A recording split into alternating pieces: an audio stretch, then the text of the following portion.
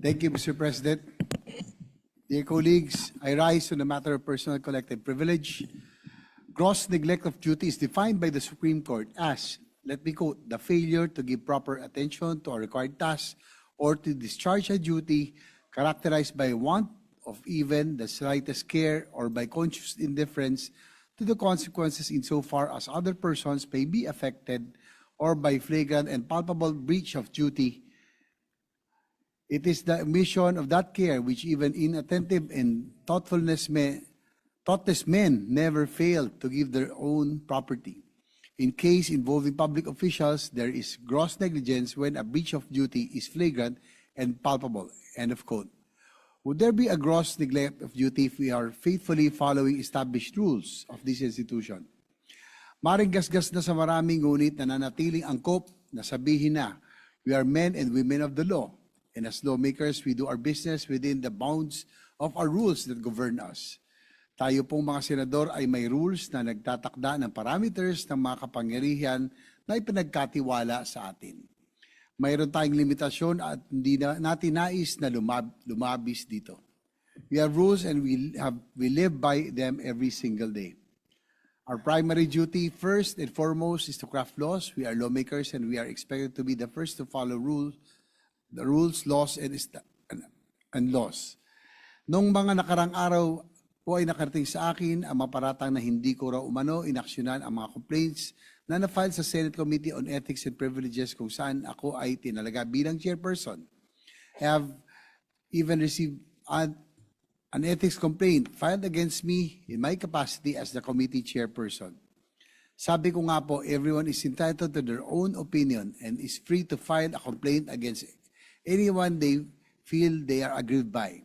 This is how democracy works. Ngunit para sa hindi pamilyar sa proseso ng ating trabaho sa lehislatura, marahil ay maari talagang mabuong iba't ibang mga haka-haka at akusasyon.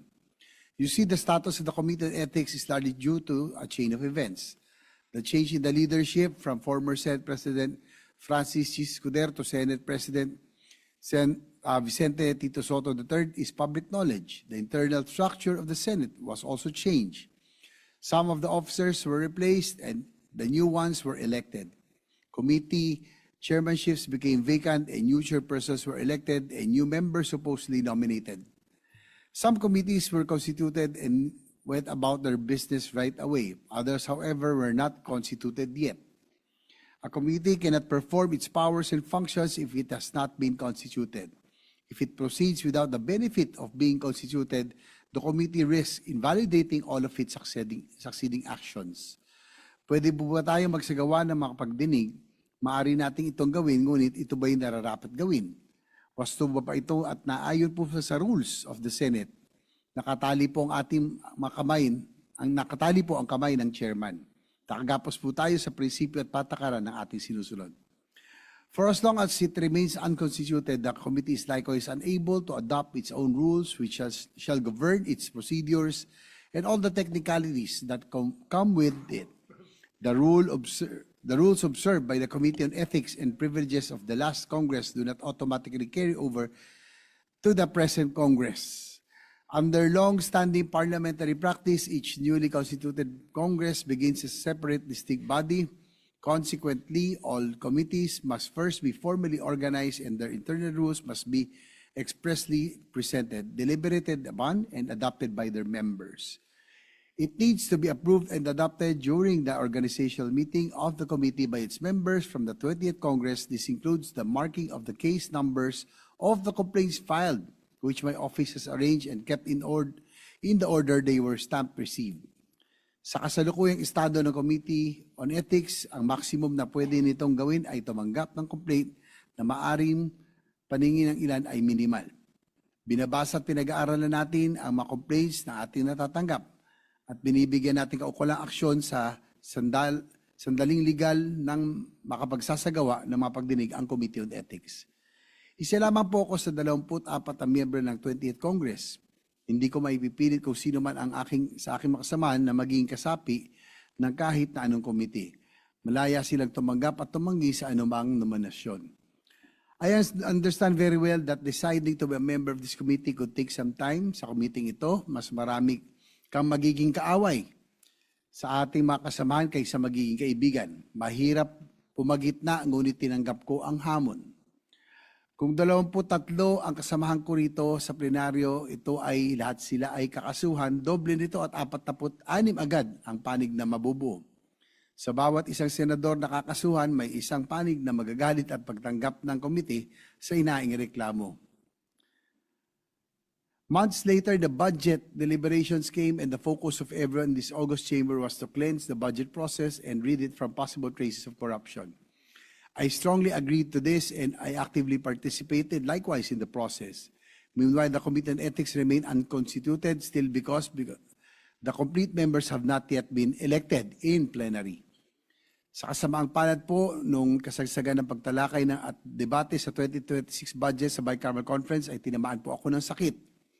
Na-hospital po ko ng halos ilang linggo, ngunit pinilit ko pa rin na natin makadalo sa iba't ibang mga hearing via teleconference. At sa sandali po na pinayagan ako ng ating doktor ay agad ako dumalo sa YCAM. Hindi ko po binabanggit ang aking pagkakasakit upang magdahilan o iabsuelto ang aking sarili mula sa mga bintang laban sa akin. Wala naman din pong magagawa ang aking karamdaman para mapuno ang kakulangan sa kasapian ng Committee on Ethics. Ang gusto ko lang pong bigyan din ay sa kabilan ng pagkakasakit, hindi naman po tumigil ang aking committee sa pagtanggap ng mga reklamo. At kung constituted naman po ang committee ay naaksyonan po natin ang mga complaints na natanggap. At kung naaprubahan ng mga magiging member ng Ethics Committee, akin pong imumungkahan sana na first in, first out policy. It is not my sickness that limited the work of the Committee on Ethics, but its non-constitution due to incomplete membership that can only be remedied during plenary. Before the BICAM of the 2026 budget, the session was suspended and the time ran out. And time clearly is beyond our control in the same very way that a senator's willingness to become a member of the Committee on Ethics is beyond my control. At the risk of repeating myself, I wish to emphasize the Committee on Ethics cannot proceed if it is not constituted. Its constitution is dependent upon the completion of the roster of members.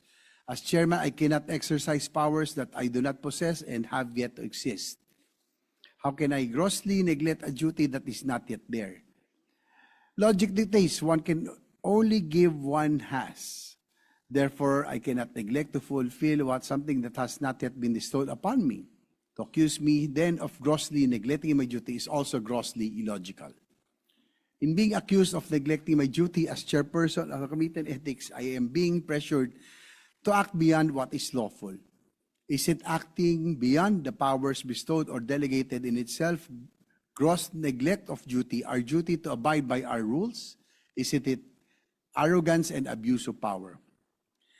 The chairmanship of the Senate Committee on Ethics and Privileges was something that this humble representation did not choose or ask for. It was entrusted upon me by the current leadership of the Senate. Each of the committees has its own chair who facilitates and presides over its business and concerns. No matter how hard or easy such a duty may seem, we try our best to perform our mandate to the highest possible standards one could give. Kung ibang komite ng Senado ay pinag-aagawan at paunahan ang hiling na makuha, walang marahil ay may gusto na pamunuan ang Committee on Ethics.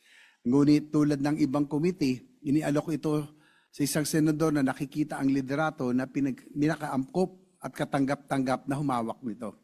Kung bakit akong napili mag-chair ng Committee on Ethics ay tanging si Senate President Soto at kayong mga kasamahan ko na lamang ang makakasagot. I am chairing the Committee on Ethics at the pleasure of all of you, my colleagues, and I could give it up anytime. It is to your trust and confidence that I was elected to such a post, and the moment you lose it, I am more than willing to relinquish. Nais ko pong ipaubaya sa inyo, Ginoong Pangulo at makasamahan, ang kapalaran ng Chairman ng Committee on Ethics and Privileges. I trust your wisdom and expertise in handling such extraordinary situations.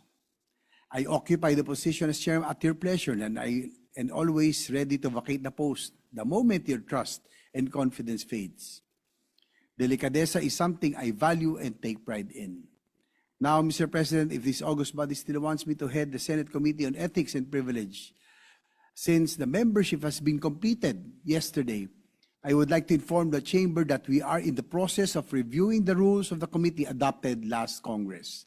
Once we are done with our review, we will furnish everyone a copy of your comments and possible additional inputs. We are likewise preparing to schedule the organizational meeting of the committee where the members, may formally organize and adopt the rules to govern its proceedings, hopefully by next week.